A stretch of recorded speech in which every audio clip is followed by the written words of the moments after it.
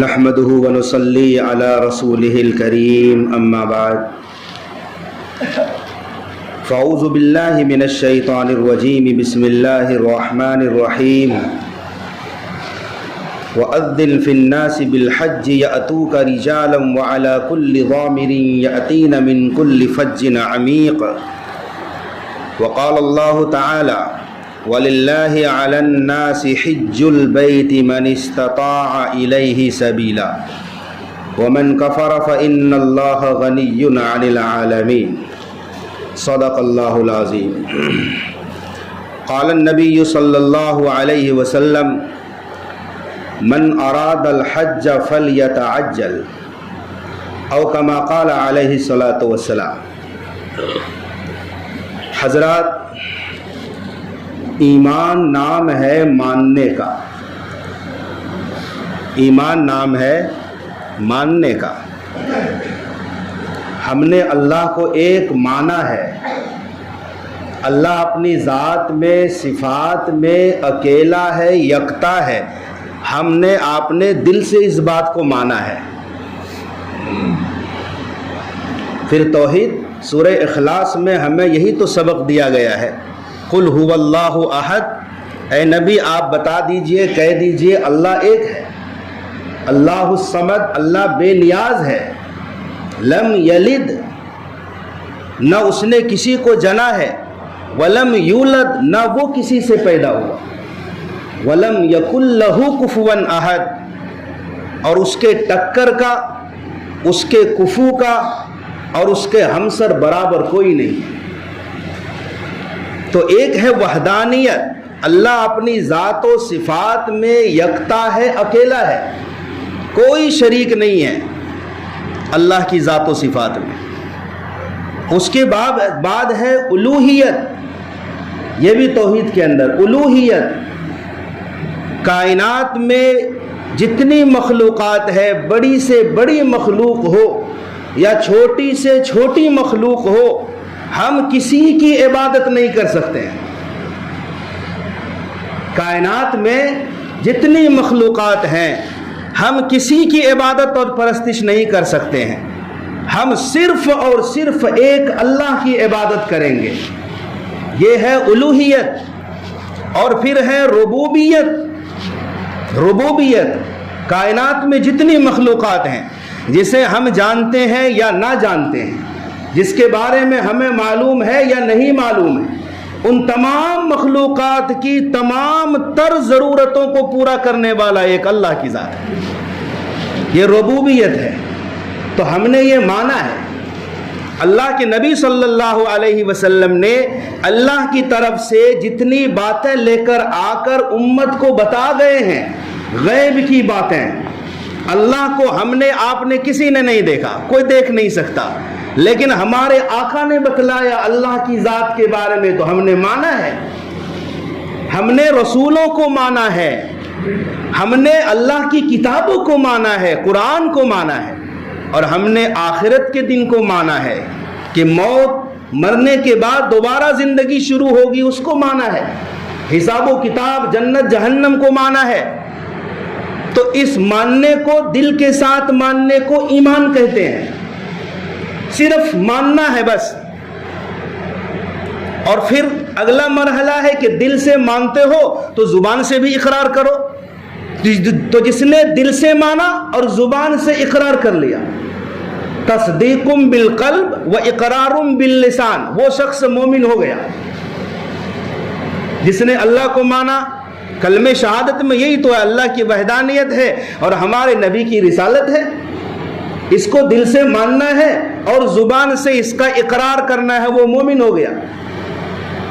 تو جس نے ان باتوں کو مانا دل سے، اب اللہ تعالیٰ کے احکامات اور اللہ تعالیٰ کے بعض اوامر کو ماننے کا مطالبہ ہے کہ اب تم مومن ہو گئے ہو، اب تم ایمان لے آئے ہو، تو اب تم نماز پڑھو، اب تم روزے رکھو، زکوٰۃ ادا کرو، حج ادا کرو۔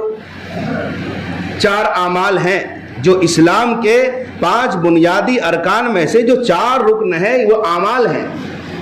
پہلا رکن کلمہ شہادت ہے، دوسرا نماز ہے، تیسرا زکوٰۃ ہے، اور چوتھا روزہ ہے، پانچواں حج ہے۔ یہ چاروں بڑے پلر ہیں اسلام کے۔ ایک بھی پلر کمزور ہو گیا تو اسلام کی عمارت کمزور ہو جائے گی۔ تو یہ دو جو اعمال ہیں، نماز اور روزہ، یہ تو ہر ایک پر ہے، چاہے مالدار ہو یا غریب ہو، یہ ہر ایک کے اوپر لازم ہے۔ نماز تو ہر حال میں ہے، روزہ غریب ہو امیر ہو کوئی فرق نہیں پڑتا۔ باقی جو دو اعمال ہیں، زکوٰۃ ہے اور حج ہے، یہ غریبوں پر نہیں ہے، یہ مالداروں پر ہے۔ وہ بھی زکوٰۃ کا ایک نصاب ہے، اس نصاب سے پہلے زکوٰۃ فرض نہیں ہے۔ نصاب کے برابر مال ہے، آپ نے سال بھر کیا کھایا کیا خرچہ کیا اس کا کوئی حساب نہیں، آپ اپنی مرضی کے مالک ہیں، آپ خوب کھائیے خوب خرچ کیجئے، لیکن نصاب کے برابر آپ کے مال ہے یا اس سے زیادہ ہے، اور سال بھر گزر گیا، بیچ میں آپ نے جو خرچہ کیا، جو کھایا، جو کھلایا، اس کا کوئی حساب نہیں۔ سال بھر گزر گیا، آپ صاحب نصاب ہیں، اب جو آپ کے پاس مال بچا ہے زائد، ضرورت سے زائد، اور اس پر سال بھی گزر گیا ہے، اب اللہ کی طرف سے حکم آیا کہ سال میں ایک دفعہ 2.5% زکوٰۃ نکالنا ہے۔ کتنا؟ 2.5%۔ یہ تو شروع میں جب پہلی مرتبہ کسی پر زکوٰۃ فرض ہوتی ہے تو بہت ہلکا محسوس ہوتا ہے کہ صرف 100 میں 2.5 روپیہ ادا کرنا ہے، 2.5%، یہ بہت کم مطالبہ ہے۔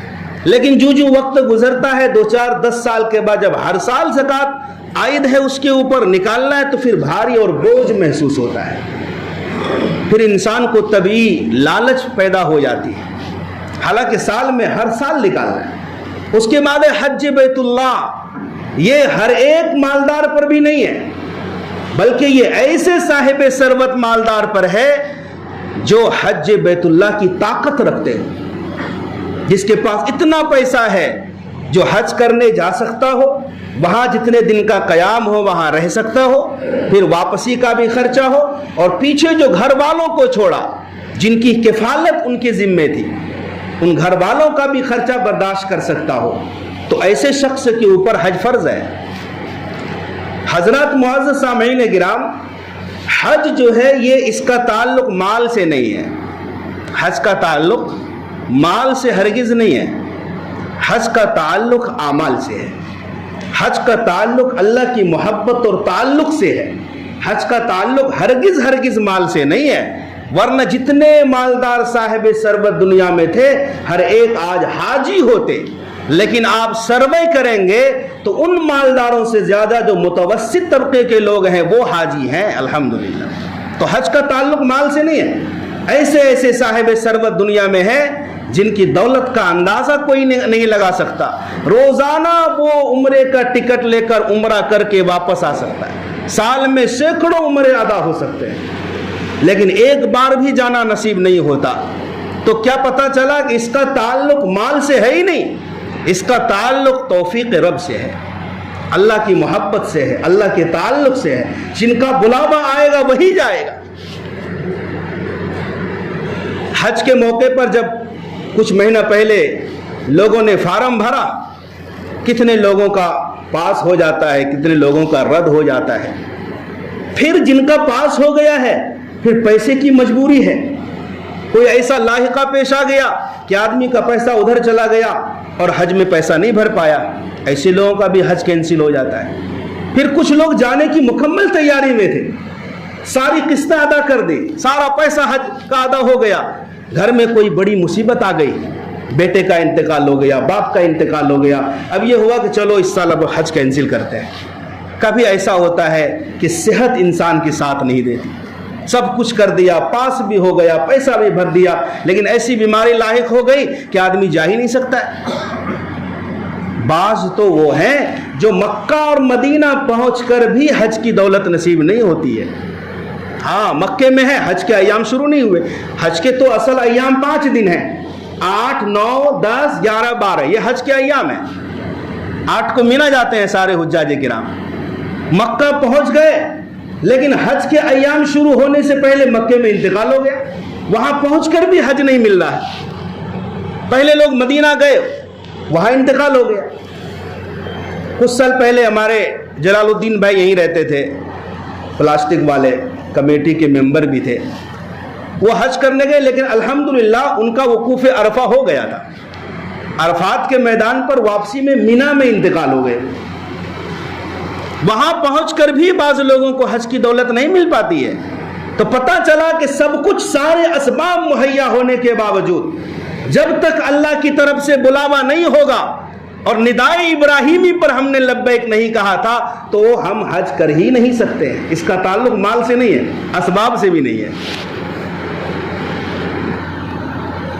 بعض غریب لوگ اللہ نے مقدر میں لکھا تھا تو حج کرا دیا، ورنہ بڑے بڑے سلاطین اور بادشاہ گزرے ہیں جن کے قسمت میں حج کی دولت نہیں تھی۔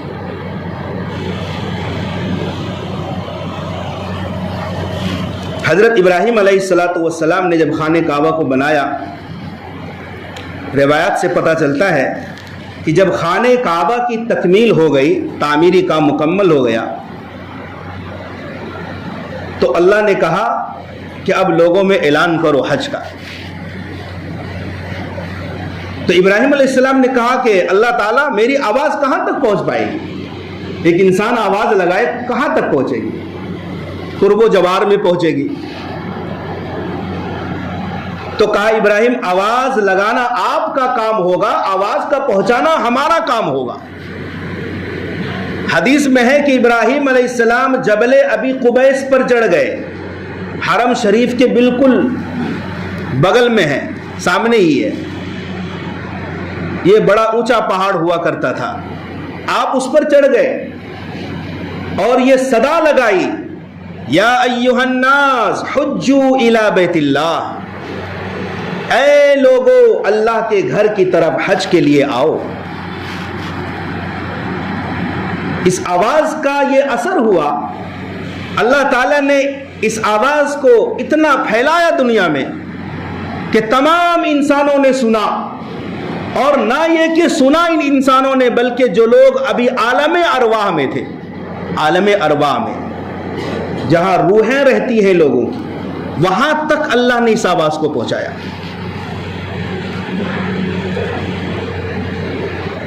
جب اللہ تعالیٰ نے تمام روحوں کو پیدا کیا تھا تو جمع کر کے تمام روحوں سے اپنی ربوبیت کا اقرار لیا تھا۔ قرآن کریم میں ہے، تمام روحوں کو جمع کر کے پوچھا تھا اللہ نے، الست بربکم، کیا میں تمہارا رب نہیں ہوں؟ تمام روحوں نے کہا تھا بلا، کیوں نہیں، آپ ہمارے پروردگار ہیں۔ ہمیں معلوم نہیں ہے، آپ کو بھی معلوم نہیں ہے، یاد بھی نہیں ہوگا، لیکن جب قرآنی بات ہے تو یہ پکی بات ہے۔ ہم سب نے وہاں کہا تھا بلا، کیوں نہیں، آپ ہمارے رب ہیں۔ اسی لیے اگلی بات کرتا ہوں کہ مسلمانوں کے نابالغ بچے تو جنت میں جائیں گے ہی، لیکن کسی یہودی، نصرانی، کافر و مشرک کے نابالغ بچے بچپنے میں جو فوت ہو گئے ہیں وہ بھی جنت میں جائیں گے۔ یہودی، نصرانی، مجوسی، کافر و مشرک کے جو چھوٹے نابالغ بچے دنیا سے چلے گئے ہیں وہ بھی جنت میں جائیں گے، اور جنت میں جانا اس طرح سے ہوگا، وہ جو عہد الستو میں کہا تھا بلا، کیوں نہیں، آپ ہمارے رب ہیں، اسی بنیاد کو یہ ثبوت کے طور پر پیش کر کے جنت میں داخلہ ملے گا۔ کیونکہ چھوٹے بچوں کا کیا قصور ہے، وہ تو مکلف ہی نہیں ہے ابھی، لیکن ہم بڑے ہو کر کے، مسلمان ہو کر کے، اس عہد الستو میں جو ہم نے اقرار کیا تھا آپ ہمارے رب ہیں، لیکن ہمارے اعمال اگر دیکھے جائیں تو سراسر رب کی نافرمانیاں ہو رہی ہیں۔ تو میں عرض کر رہا تھا کہ ابراہیم علیہ السلام کی اس آواز کو، اے لوگو اللہ کے گھر کی طرف حج کرو، عالم ارواح میں بھی لوگوں نے سنا، اور جس نے لبیک کہا تھا اس وقت، چاہے زندہ انسانوں میں یا روحوں میں سے کسی نے کہا تھا لبیک، ہم اس آواز پر حاضر ہیں، ہم حاضر ہیں۔ جن لوگوں نے بھی کہا تھا انشاءاللہ ان تمام لوگوں کو حج بیت اللہ کی دولت نصیب ہوگی، اور جس نے ایک بار لبیک کہا ایک حج کرے گا، 2 بار لبیک کہا 2 حج کرے گا، اور جس نے دمادم لبیک لبیک لبیک اس آواز پر کہا تو متعدد حج کریں گے انشاءاللہ۔ اور یہ جو حاجی احرام پہننے کے بعد جو لبیک کہتے ہیں، یہ در حقیقت اسی ندائے ابراہیمی کی آواز ہے، جواب ہے۔ یہ ابراہیم علیہ السلام نے کہا تھا لوگوں حج کے لیے بیت اللہ آؤ، تو ایک حاجی جب احرام باندھ کر تلبیہ پڑھتا ہے لبیک میں حاضر ہوں، یہ اسی ندائے ابراہیمی کا جواب ہے۔ یہ احرام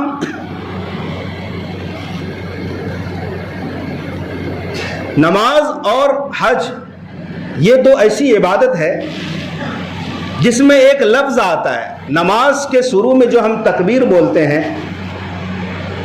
اللہ اکبر، اسے تکبیر تحریمہ کہتے ہیں، اور ایک حاجی احرام کا لباس پہن کر نیت کر کے جب تلبیہ پڑھ لیتا ہے تو اب وہ محرم ہو گیا، اب اس نے احرام باندھ لیا۔ تو احرام کا معنی بھی ہے حرام کرنے والا، کسی چیز کو حرام کر لینا، اور تکبیر تحریمہ جو نماز شروع کرنے کے لیے ہم کہتے ہیں، تحریم کے معنی بھی ہے کسی چیز کو اپنے اوپر حرام کر لینا، معنی دونوں کا ایک ہی ہے۔ حج کے لیے احرام کا لفظ استعمال ہوا اور نماز کے لیے تحریمہ کا لفظ استعمال ہوا۔ تو اب جیسے نماز سے پہلے ہم بہت ساری چیزوں سے فارغ ہو کر کے، نجاست حکمی، نجاست حقیقی سے فارغ ہو کر وضو کر کے ہم جب آتے ہیں تو نماز کے اندر داخل ہونے کے لیے دو چیزیں بہت ضروری ہیں۔ اگر یہ دو نہ ہو تو ہم نماز کے اندر داخل ہی نہیں ہوئے۔ قبلہ رخ بھی ہم کر لیا اپنا، ہمارا سینہ قبلہ کی طرف ہے، نماز کا وقت ہو گیا ہے، اب ہمیں کیا کرنی ہے؟ سب سے پہلے نیت ہے۔ فرض پڑھ رہے ہیں، نفل پڑھ رہے ہیں، اور فرض ہے تو کس وقت کا فرض ہے؟ فجر ہے، ظہر ہے، عصر، مغرب، عشاء ہے، وقت کی تعین اور کون سی نماز ہم پڑھ رہے ہیں، یہ تو دل میں نیت ہوتی ہے۔ اس نیت کے ساتھ اس کے بعد ہے اگلا مرحلہ اللہ اکبر، اس کو تکبیر تحریمہ کہتے ہیں۔ اب ہم نماز میں داخل ہو گئے۔ اب کیا ہوا؟ پہلے کھانا حلال تھا، اب حرام ہو گیا۔ پہلے چلنا پھرنا حلال تھا، اب حرام ہو گیا۔ پہلے باتیں کرنا آپس میں حلال تھی، اب جو ہے حرام ہو گئی۔ تو ایسی بہت ساری چیزیں جو پہلے حلال تھی، اب تکبیر جیسے ہم نے کہی اللہ اکبر، اب وہ ساری چیزیں حرام ہو گئی۔ اور یہ کب تک حرام رہے گی؟ جب تک کہ ہم سلام نہیں پھیر لیتے ہیں۔ اسی لیے آقا علیہ السلام نے ایک حدیث میں فرمایا ہے تحریمها التکبیر وتحلیلها التسلیم، حرام کرنے والی چیز جو ہے وہ تکبیر تحریمہ کہنا ہے، اور ان حرام کردہ چیزوں کو حلال بنانے والی چیز جو ہے وہ تسلیم ہے، السلام علیکم۔ سیم یہی چیز حاجی جب احرام، وہ جو چادر احرام کی ہم پہنتے ہیں اس کا نام احرام نہیں یاد رکھو، وہ تو ایک لباس ہے، ایک ڈریس ہے، ایک یونیفارم ہے وہ۔ ہاں، سلے ہوئے کپڑوں کو نکال کر ایک حاجی جب غسل وغیرہ کر کے جب احرام کی چادر کپڑا پہن لیتا ہے، اب وہاں بھی دو چیز ہے، نیت کے ساتھ تلبیہ پڑھنا، تبھی ہم محرم ہوں گے، احرام میں داخل ہوں گے، ورنہ احرام کی چادر آپ سالوں سال پہنے رہیں اس سے کوئی احرام میں داخل نہیں ہوتا ہے۔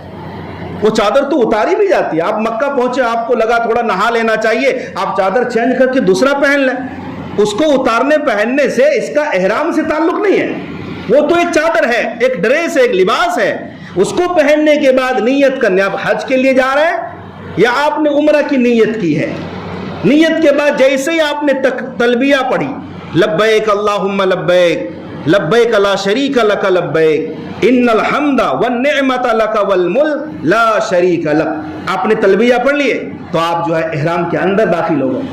اب کیا ہوا؟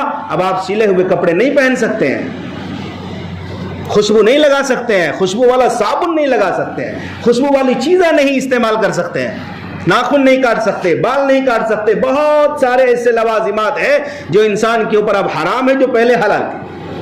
یہ ہے احرام کا مطلب۔ یہ کب تک چلے گا؟ جب تک کہ آپ کا حلق نہیں ہو جاتا، سر منڈوا نہیں لیتے، یا بال بڑے ہیں تو سر کے بال کٹا نہیں لیتے، جب اس کے بعد ہی آپ احرام سے باہر نکلیں گے۔ پھر جو ہے مکہ مکرمہ کی سرزمین سے بہت پہلے چاروں طرف چند میقات ہیں.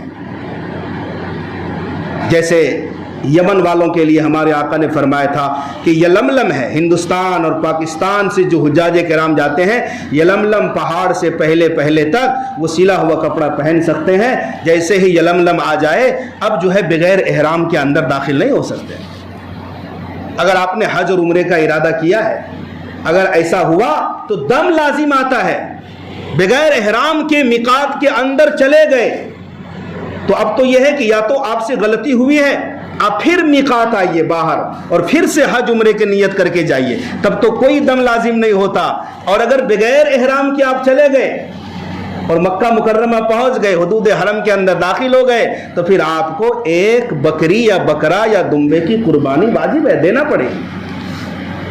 تو اہل عراق، اہل یمن کے لیے یلملم ہے، اہل شام کے لیے جحفہ ہے، اہل مدینہ کے لیے ذوالحلیفہ ہے، اور عراق والوں کے لیے ذات عرق ہے. یہ چند مواقع ہیں کہ آپ کو اس کے اندر داخل ہونے سے پہلے ان جگہوں سے پہلے احرام باندھنا ضروری ہے.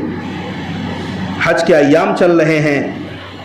کتنے خوش قسمت ہے وہ لوگ جو اللہ کے دربار میں پہنچتے ہیں، زندگی بھر روتے رہے، تڑپتے رہے، اور ایک دن ایسے لوگوں کے ارمان پورے ہوں گے. وہ اللہ کے گھر کو دیکھنا چاہ رہے تھے، وسائل کی کمی سے نہیں دیکھ پائے، لیکن جن کے پاس وسائل ہیں، ہمارے آقا نے یوں تو ایک حج فرمایا ہے ہجرت کے بعد، ہجرت سے پہلے بھی حج ہوتی تھی لیکن وہ حج نفلی حج تھے. ہجرت کے بعد جب حج فرض ہوا ہے تو ایک حج کیے ہیں. لیکن ہمارے آقا نے ایک حدیث میں یوں فرمایا کہ جس کے پاس اللہ نے زندگی میں تو ایک ہی حج فرض ہے، لیکن جو صاحب ثروت ہے ہر 5 سال میں حاضری ہونی چاہیے. ہاں، اور اگر اللہ نے اور دیا تو ہر سال حاضری دو. ایک بار تو فرض ہے، اور بار بار جانا اللہ سے محبت اور تعلق کی بات ہے. خانہ کعبہ ایک ایسا گھر ہے اللہ کا جس نے ساری دنیا کو کھینچ کر کے رکھا ہے.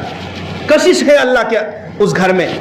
یوں تو بڑے خوبصورت سنگ مرمر کے محلات ہیں دنیا میں، مگر کشش نہیں ہے. آگرہ میں تاج محل ہے، بہت سارے لوگ نہیں گئے، میں بھی نہیں گیا، لیکن دل ہی نہیں چاہتا کہ ادھر جایا جائے. حالانکہ خوبصورت ہے، محبت کی نشانی ہے. لیکن اللہ کا وہ گھر جو بالکل سادہ ہے، چند سادہ پتھروں سے اللہ کے گھر کی تعمیر ہوئی ہے.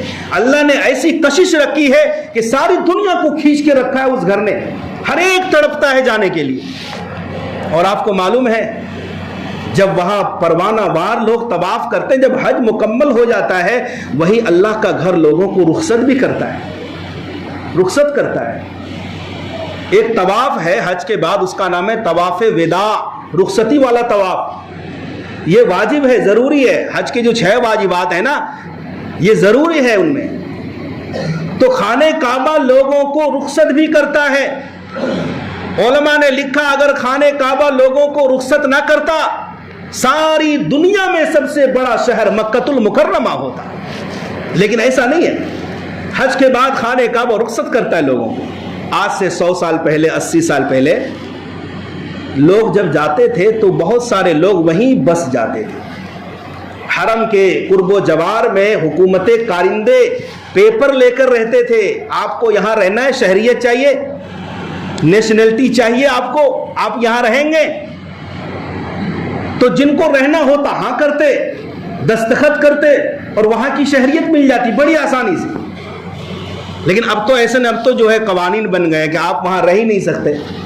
حج عمرے میں جائیں تو بھی ایک محدود وقت کے ساتھ جانا پڑتا ہے. لیکن اگر خانہ کعبہ لوگوں کو رخصت نہ کرتا، دنیا کا سب سے بڑا شہر مکۃ المکرمہ ہوگا.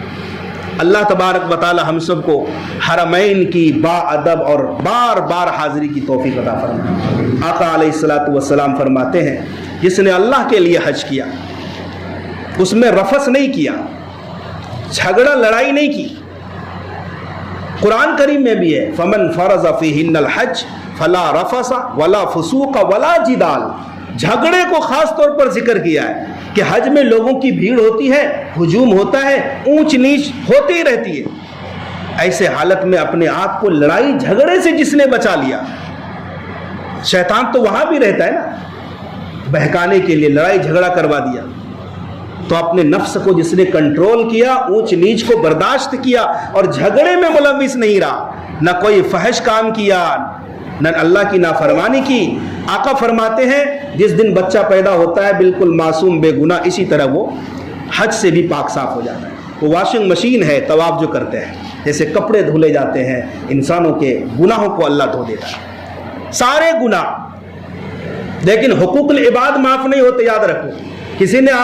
کسی سے آپ نے 10,000 لیے ہیں نا قرضہ، آپ چاہیں گے حد سے وہ معاف ہو گیا، آپ کو آ کر دینا پڑے گا، وہ قرضہ معاف نہیں ہوگا. آپ نے قرضہ ادا کرنے میں، واپس کرنے میں جو تاخیر کی ہے، لیٹ کیا ہے آپ نے، جو تاخیر کا گناہ ہوا وہ تو معاف ہو جائے گا، لیکن قرضہ آپ کو دینا ہی پڑے گا. یا اسی طرح اس کی مثال ہے، آپ نے چوری کر لی ہے، کسی کا مال چورا لیا، پیسہ چورا لیا. اب اگر آپ سوچیں کہ حج سے وہ معاف ہو جائے گا، نہیں ہوگا معاف. چوری کا جو گناہ ہوا تھا وہ تو معاف ہو سکتا ہے، لیکن چوری والا پیسہ معاف نہیں ہوگا، وہ آپ کو واپس کرنا پڑے گا. تو حقوق العباد معاف نہیں ہوتے ہیں. حقوق اللہ چاہے گا سب معاف کر دے گا. تو یہ ہے کہ لوگوں میں ایک مہم چلانی چاہیے. بہت سارے لوگ غفلت کرتے ہیں، اور ایسی غفلت کرتے ہیں، اللہ معاف کرے، بغیر کسی عذر کے نہیں جاتے، کوئی پرواہ ہی نہیں ہے ایسے لوگوں. حالانکہ جس طرح نماز فرض ہے، صاحب نصاب پر حج بھی فرض ہے وقت پر. کوئی تیاری نہیں کرتے لوگ، ایسے غافل ہوتے ہیں، اور ایسی سخت وعید ہے. آقا نے فرمایا جس کے پاس وسعت ہو کہ وہ حج کر سکے اور پھر بغیر کسی عذر کے حج پہ نہ جائے، کوئی پرواہ نہیں اللہ کو. وہ یہودی ہو کر مر جائے یا نصرانی ہو کر مر جائے، یہودی مرے یا نصرانی مرے. یہود و نصارہ حج نہیں کرتے ہیں، نہ کوئی یہودی حج کرتا ہے نہ کوئی نصرانی. لیکن آج کا مسلمان صاحب ثروت اور مستطیع ہوتے ہوئے حج نہیں کرتا، تو زبان سے تو وہ نہیں کہے انکار کرتا ہے، لیکن عمل سے یہ بتاتا ہے کہ میں بھی یہودیوں کے طریقے پر ہوں. کوشش کرنی چاہیے. اللہ تعالی ہم سب کو عمل کی توفیق عطا فرمائے.